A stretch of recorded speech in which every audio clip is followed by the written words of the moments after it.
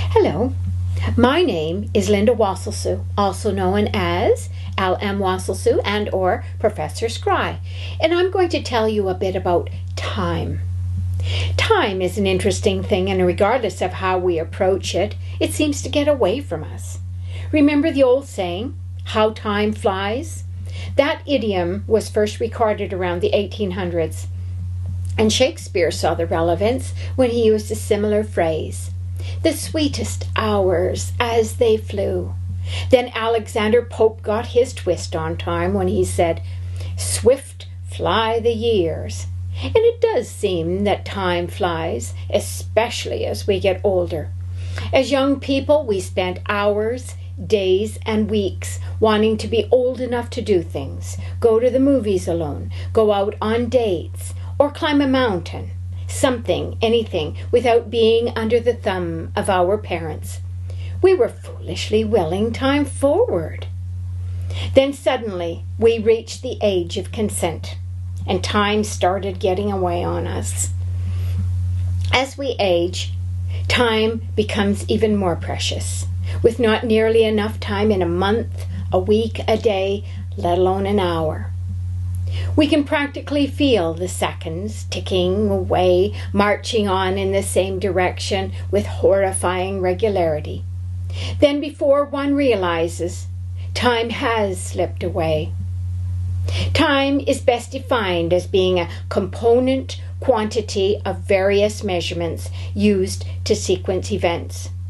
To get a better understanding of the phenomenon of time, let's analyze it. Some describe time as a ball rolling down the hill, where there's no bottom to the hill, ever moving ahead. Imagine if time could run backwards. I suppose people would grow younger instead of older, and after a long life of gradual rejuvenation, they would have unlearned everything. How valuable is that? We perceive time simply as past, present, and future. We measure it, keep it, meet it, and greet in time, and our daily lives are completely wrapped around the hour of the day, the month, and year. And clocks have become our intermediaries and convenient means to measure time. But do we fully understand it? For thousands of years, philosophers and scientists have struggled to understand the marvel of time. And it was Einstein who introduced the concept of changing time with motion in gravity, also referring to time as a stubborn, persistent illusion.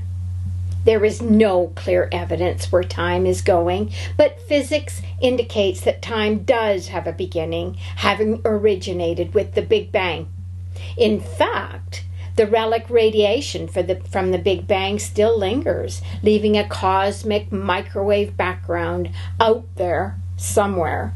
Now, it's highly unlikely that time as we know it will end, and the extremely speculative presume that the dark energy out there might cause quantum fluctuations, giving rise to a new Big Bang, therefore ending this time and starting a new one. Understanding time fully could be compared to finding the answer to the lifelong question, what is the meaning of life?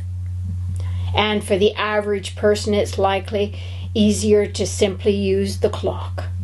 Physics has proven that in the end, it's only when we understand dark energy will we know the fate of the universe.